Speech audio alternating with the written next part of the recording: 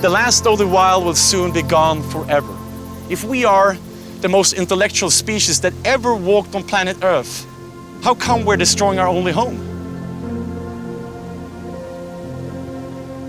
My name is Fredrik Sträng, and I've climbed some of the tallest mountains around the world. And I witnessed firsthand the devastating human impact on Mother Nature. In this program, I'm traveling with actor and environmentalist Kristofer Hivju around New Zealand to learn how the indigenous Maori have managed to protect land. I'll also meet some other passionate characters. I've heard something that every second there's a football field of the wilderness that's left is taken away. It's culturized. It's making into to make palm oil or logging or making the cities larger. That's it's scary, eh?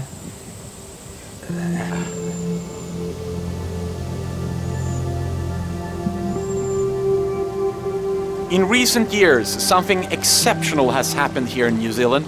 820 square miles of forests, lakes, a river was granted the same legal rights as a human. An extraordinary achievement. And these places were on the verge of collapsing due to overexploitation. The indigenous Maori consider these places tapu, meaning sacred.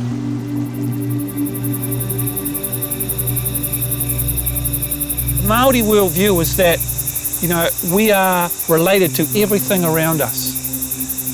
And in fact, as humans, we're the last born.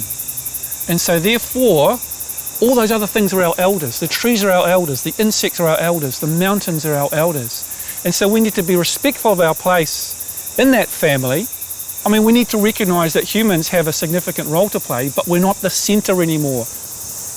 when you give a piece of land or a mountain or a river personhood like human rights, what kind of rights are we talking about? That's an interesting question.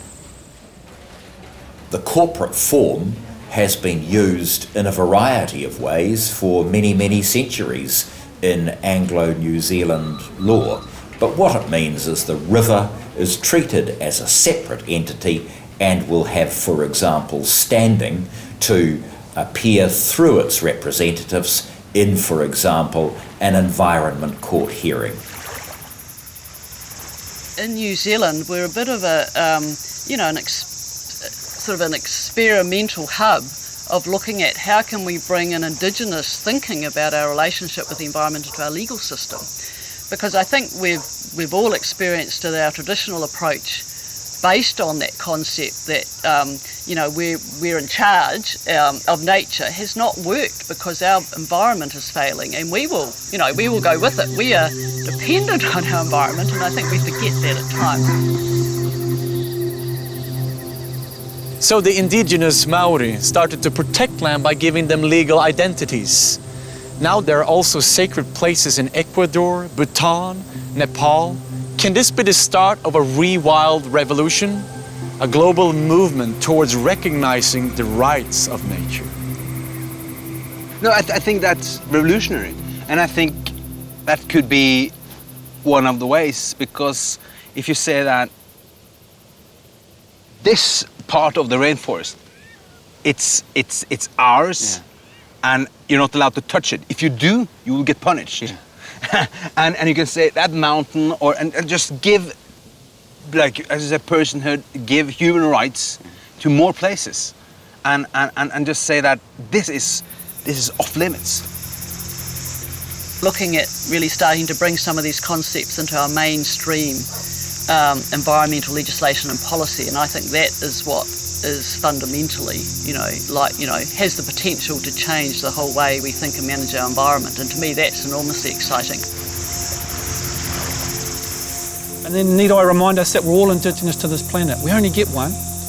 And I think if we can draw from that Indigenous approach, using science where we need to, but maybe having the philosophical approach coming from an Indigenous one, we might start seeing better decisions. We might stop seeing such horrific things happening to our environment, and of course to society as well. We can still save the last of the wild, but there's no time to lose. Let's start spreading the word, push governments, legislators, and help organizations to start protecting land before the remaining wild is gone forever. Hopefully some politicians are willing to do some difficult stuff. Because because change takes pain and sacrifice. True. But change is the best feeling ever. You know, to go from something to something else. That's development. And things are happening. Yes. I mean, now we have several entities that have received the legal personhood. We're standing here at a revolutionary time, and the movement is ongoing. So let's pack our bags and continue the journey. I think